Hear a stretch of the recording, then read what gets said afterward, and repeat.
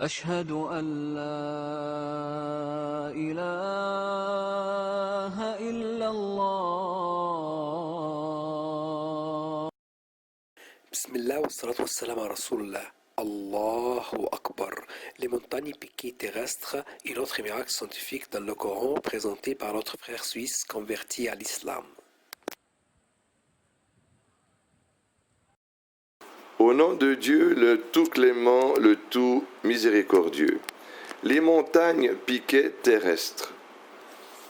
Allah exalté soit-il dit, n'avons-nous pas fait de la terre une couche et placé les montagnes comme des piquets? Sourate la Nouvelle, versets 6 et 7. Al-Naba. La vérité scientifique.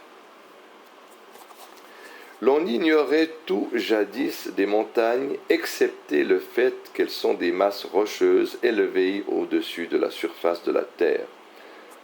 Cette définition resta de mise jusqu'à ce que Pierre Bouguer signale en 1835 que les forces gravitationnelles enregistrées de la montagne de la chaîne montagneuse des Andes sont beaucoup inférieures à ce à quoi l'on pourrait s'attendre concernant une si immense masse montagneuse.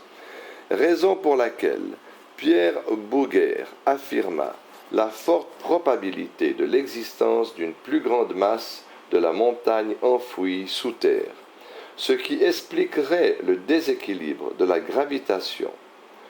Au milieu du XIXe siècle, George Everest signala un déséquilibre dans les résultats de mesure de la gravitation des montagnes de l'Himalaya, et ce en deux endroits. Ne pouvant pas expliquer ce phénomène, Everest lui donna comme nom l'énigme de l'Inde. En 1865, George Airy déclara que toutes les chaînes de montagnes sur Terre sont des masses flottantes sur une mer de matière fondue sous l'écorce terrestre. Il ajouta ensuite que ces matières fondues sont plus denses que la matière de la montagne, raison pour laquelle il est irréversible que les montagnes s'enfoncent dans ces matières fondues qui ont une très forte densité, et ce afin de maintenir leur position. Ainsi, la géologie découvrit-elle petit à petit que l'écorce terrestre est constituée en fait de plaques lithosphériques et que ces grandes montagnes flottent sur une mer de roches molles d'une forte densité.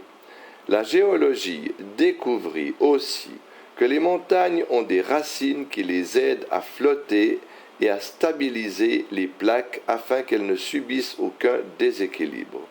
Le géologue Van Anglin dit à la page 27 de son ouvrage Géomorphologie, publié en 1948, l'on comprend maintenant qu'il est nécessaire que chaque montagne sur Terre doit avoir une racine sous terre. Quant à la fonction de la montagne dans le raffermissement de l'écorce terrestre, elle fut corroborée par le principe de l'équilibre hydrostatique de la Terre, comme cela fut affirmé par le géologue américain Doughton en 1889, qui dit que l'enfoncement des massifs montagneux dans la Terre va crescendo avec la hauteur des montagnes. La réalité des plaques lithosphériques qui fut établie en 1969 montre que les montagnes maintiennent l'équilibre de chacune des plaques lithosphériques. Aspect miraculeux. Alors que l'homme pataugé, encore dans une ignorance de la réalité des montagnes qui resta de mise jusqu'au milieu du XIXe siècle, le Saint-Coran affirma, dans les versets ci-dessus, que les montagnes sont des piquets du point de vue de leur forme et de leur fonction. Et de nos jours, la véracité de cette comparaison coranique minutieuse fut démontrée.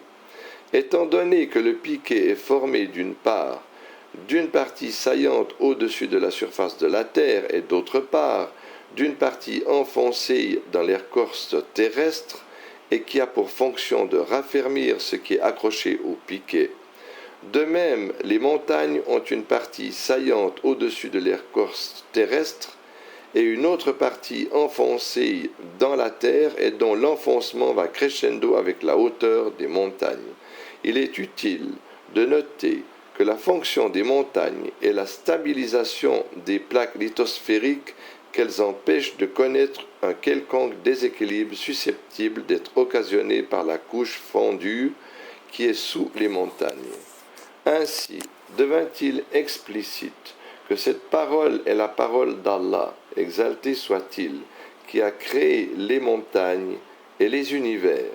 Allah exalté soit-il dit à cet effet, ne connaît-il pas ce qu'il a créé, alors que lui, le compatissant, le parfaitement connaisseur.